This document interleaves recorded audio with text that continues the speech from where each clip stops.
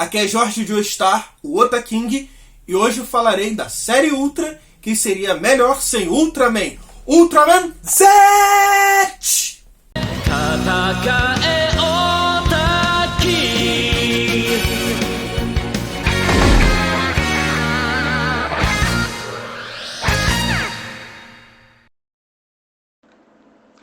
Atenção!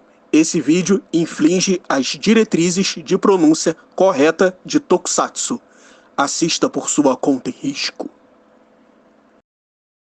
Ultraman Z foi a série da franquia Ultra de 2020, que agraciou os fãs de todo mundo, fazendo uma transmissão simultânea com o Japão através do YouTube durante a pandemia, atraindo assim milhares de novos fãs. E é bom frisar isso, tanto a pandemia quanto a transmissão simultânea, pois isso vai impactar diretamente na produção da série. O grande diferencial dessa série Ultra foi o uso costumeiro dos esquadrões que costumam auxiliar o Ultraman. Normalmente é uma equipe de cientistas, soldados ou agentes secretos que lutam, pesquisam e combatem monstros e alienígenas. E apesar da Storage ser basicamente isso, o grande diferencial dela é que ela não usa os costumeiros naves e armas, e sim mechas. Eu realmente não sei como isso demorou tanto a ser introduzido no universo Ultraman, porque sinceramente eu sempre achei ridículo os soldados, a equipe científica, usar apenas uma navezinha ou duas e ter um monte de soldado ali a pé atirando no monstro de 60 metros. Caramba! Outro diferencial é que apesar da Storage ser uma equipe militar importantíssima, ela ainda sofre das mazelas do orçamento e da burocracia. Por exemplo, eles têm que agradar figurões para conseguir verba para construir mais um mecha. O que é ótimo, porque deixa eles mais íntimo da gente. Mesmo nós, quando temos projetos dos mais óbvios possíveis, nós temos dificuldade de conseguir verba dentro da nossa empresa ou dentro de casa. Então ver uma equipe militar que tem o dever de salvar o mundo também ter dificuldade de verba como a gente, réis humanos, traz uma empatia enorme. Essa simples dificuldade cria tantas camadas na história, cria tanta simpatia, que você consegue perceber, mesmo que subconscientemente, que toda equipe pode acabar simplesmente numa canetada, por um problema bobo, por conta de uma implicância de um político ou de algum milionário figurão que teve ali sua fábrica ou sua mansão destruída.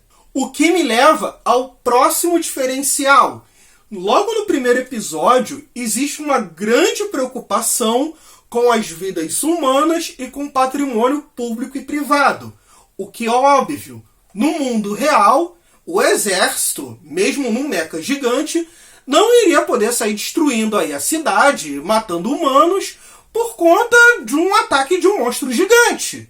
Mas esse elemento é meio apagado no meio da série, provavelmente por conta da morte do roteirista principal, o Kouta Fukihara, que veio a falecer durante a produção da série, mas não de Covid, e sim do que os japoneses chamam de karoshi, uma espécie de hemorragia cerebral causada por excesso de trabalho.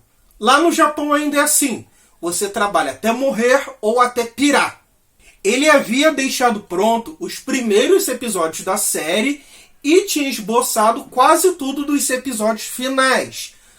Tanto que nos episódios 1 e 8, ele acaba fazendo uma pontinha como um cientista da Storage. Com sua morte, o diretor principal e a equipe pegaram o projeto para si. E como o diretor principal estava envolvido desde o começo, a série acabou não caindo de qualidade em momento nenhum. Outro fator desse elemento também ter sumido com certeza foi a pandemia, pois é nítido que da metade para o final da série, os cenários começam a ficar bem mais vazios, ficando somente os atores. Outro diferencial é o uso e o desenvolvimento dos personagens da equipe. Eu sou o tipo de pessoa que assiste todas as séries: Ultra, Kamen Rider, Super Sentai, Power Ranger, e é muito difícil mesmo, você ver todos os personagens bem utilizados, bem desenvolvidos e com características reconhecíveis, mesmo nas 4 grandes franquias. E a Storage é, sem a menor dúvida, a melhor equipe desenvolvida dentro da franquia Ultra. Começando por Haruki, que é o portador do Ultraman Z. Apesar de ser o personagem principal, ele aparece tanto quanto os outros, principalmente a Yoko. Haruki e Z têm personalidades bastante parecidas. Basicamente, os dois são a personificação do jovem karateca, educado e esforçado. Eles são uma rima narrativa com o Ultraman Léo, que era o Ultraman que lutava karatê, respeitava muito seu mestre, mesmo que no caso de Zet, mestre autoproclamado, é fã da família Seven e tem como mentor um alien de uma série anterior. No caso, o Capitão Rebícora, que é o Jungle Juggles, o vilão principal de Ultraman Orb, mas que depois de séries e filmes, hoje é um herói, mesmo que da maneira dele, agindo quase que por seus próprios interesses e fugindo do ideal japonês, de sujeito que age pelo bem coletivo, gerando assim vários momentos dúbios durante a série. Bako-san é o misterioso mecânico dos mechas. Tem um jeitão de herói Showa, luta bem pra caramba, e sabe-se lá como diabos ele criou o Scavenger e o Window, que são Monster Capsules usados pelo Ultra Seven, lá atrás, lá em Ultraman Seven e Ultraman Léo. Claro que não demorou muito para pipocar várias teorias para saber o que ele era, quem ele era. Eu mesmo fui um. Para mim, ele era um antigo Ultraman que esteve na Terra. Eu tirei isso porque em um dos episódios aparece uma arma Ultra que foi usada por um Ultraman do passado e que ninguém sabia dessa existência. Mas como nada foi explicado, eu vou concluir, eu vou entender que o Jungle Juggles o induziu a recriar armas que ele já havia visto sendo usadas pelos Ultras. Yuka é a cientista da equipe, sobretudo a bióloga, e é a minha personagem favorita de toda a franquia Ultra. Eu amo de paixão personagens que são a mulher doida, a mulher insana. E, além disso, eu me identifico muito com ela, porque desde o Ultraman Max, a Tsuburaya vem reutilizando com bastante frequência monstros, kaijus, aliens de séries antigas, inclusive com a mesma roupagem, com fantasias bem parecidas com a da época que eles apareceram. E nisso eu sou parecido com ela. Eu fico ali, caraca, o Neronga, caraca, o Deresdon, caraca, a Pete Seijin. E quando precisa, manda ver na ação, desarmado ou pilotando. Tá sempre querendo dissecar um alien ou um kaiju, e muitas vezes usa recurso dos monstros para criar engenhocas, como por exemplo, usar o chifre do Neronga como bateria energética. Yoko é a melhor piloto de mechas da Storage, e para mim era quem deveria ser a personagem principal. É forte, alegre, determinada, feminina e come qualquer homem que se engraça para ela na porrada. Curte homens mais velhos e por conta de uma promessa que fez para o pai, só vai ficar com quem seja mais forte do que ela. É a personagem com mais camadas. É ótima lutadora, forte, representa perfeitamente o militar e ainda é super feminina, fugindo de um clichê de mulher machona. Por sinal, para mim ela é a melhor representação feminina da franquia. A Capitã Iruma, de Tiga, era a personagem feminina que eu mais gostava dentro da franquia. Tem tudo que a Yoko tem, mas ainda assim leva um banho feio para piloto de mecha. A Ren, então, tadinha dela. Yoko ainda consegue ter vários momentos engraçados dentro da série, como, por exemplo, o fato de se apaixonar pelo Ultraman Zete, muito maior e muito mais velho do que ela.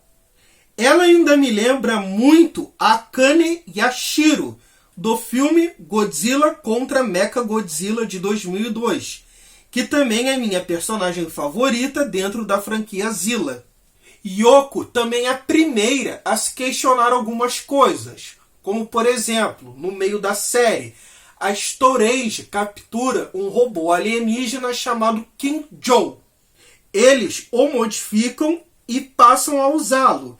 Ela começa a se questionar se é realmente certo a humanidade ter tanto poder em mãos e por muitas vezes evita usar o seu ataque mais destrutivo por medo de danos à cidade.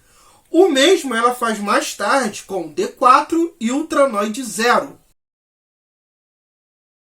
Em um outro arco de questionamento, Haruki, que após matar um Red King e enfrentar o segundo, percebe que na verdade eles apenas estavam protegendo seu ninho de um pequeno Red King que ainda estava por nascer. Isso gera um conflito interno a Haruki, que lembra de seu pai, que era um bombeiro e morreu tentando protegê-lo. Eu achei que a série iria dar a volta e começar a pregar o pacifismo, como em Ultraman Cosmos, que matar Kaiju é errado. Afinal, muitas vezes, eles só estão agindo como animais, como um animal fora do seu habitat. Como, por exemplo, o Neronga, no episódio 2. Ele não estava fazendo mal nenhum, ele só estava querendo se alimentar. Mas a série não faz isso. Na tradição japonesa, os kaijus costumam ter 3 arquétipos. A fera incontrolável, impossível de viver na nossa sociedade, o deus monstruoso e a fera protetora do meio ambiente do equilíbrio natural. Todos os kaijus de Ultraman Zete estão dentro da primeira esfera de arquétipos. E apesar deles não verem um meio melhor para proteger essas vidas, eles pelo menos se autocriticam, sabendo que é incongruente, incoerente, eles matarem vidas inocentes para proteger outras vidas inocentes. E que deveria sim haver um meio melhor para resolver esse tipo de situação. É um conflito interessantíssimo e que afeta os 2 pilotos da equipe. Porém, a Yoko, por ser mais madura, já havia passado por esse tipo de questionamento e acabou sendo a voz da razão para o Haruki. Kaijus protetores mesmo só vão aparecer no arco final, o que está diretamente ligado ao plot do vilão principal da série. Nos primeiros episódios, parece que a trama vai girar em cima das moedas Sultras e de Kaijus, e o vilão, Cérebro, moveria a trama. Mas isso é meio que esquecido. Tem sim a importância de dar novas formas para o Ultraman, fundir monstros, fundir Ultramans, mas no final é uma parte bem desinteressante narrativamente falando. As formas do herói e dos monstros realmente são muito lindas e empolgantes, mas é só isso mesmo. O que é realmente interessante na série é a trama dos pilotos e a burocracia.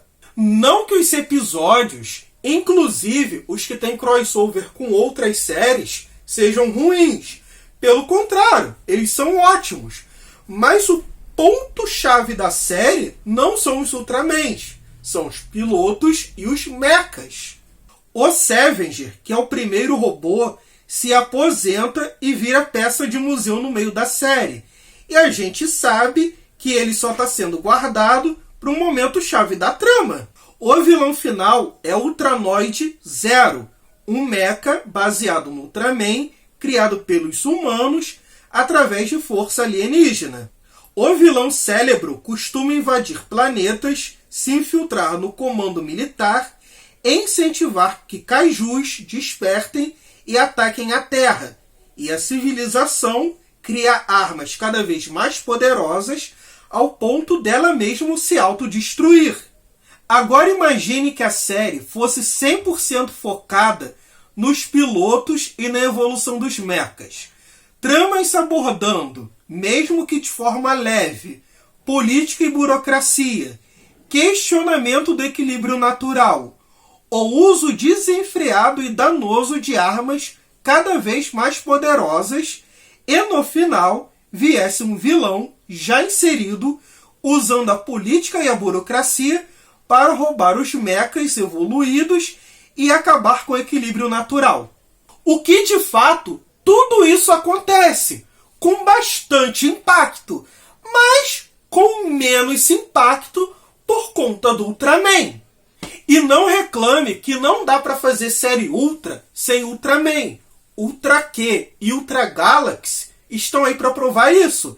E elas são tão boas ou melhores como qualquer outra série da franquia. E a cena mais legal de Ultraman Z é justamente a reunião dos 3 mechas dos protagonistas. Claro que o potencial de marketing seria muito menor. E como ela é a primeira série transmitida simultaneamente para o mundo inteiro, era impossível ela ficar sem Ultraman, sem o herói principal.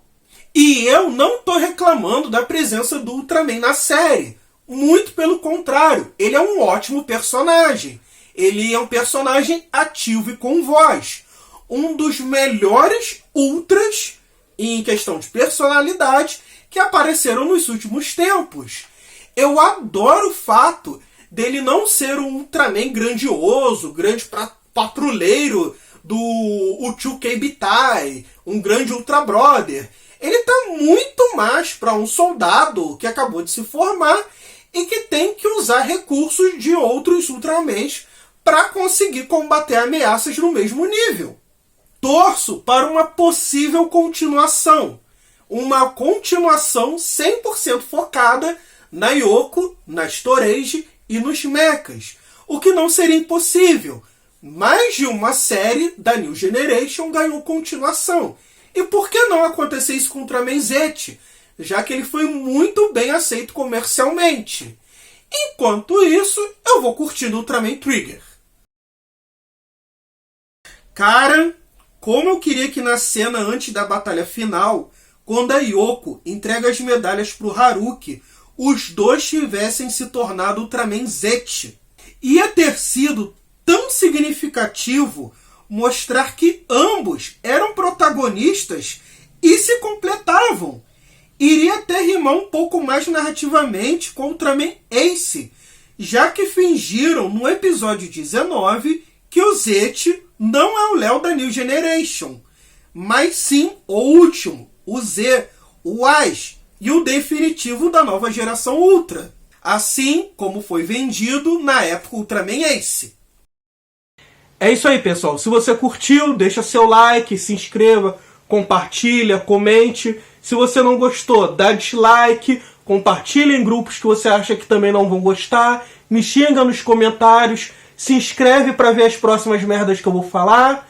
E é isso aí. Falou!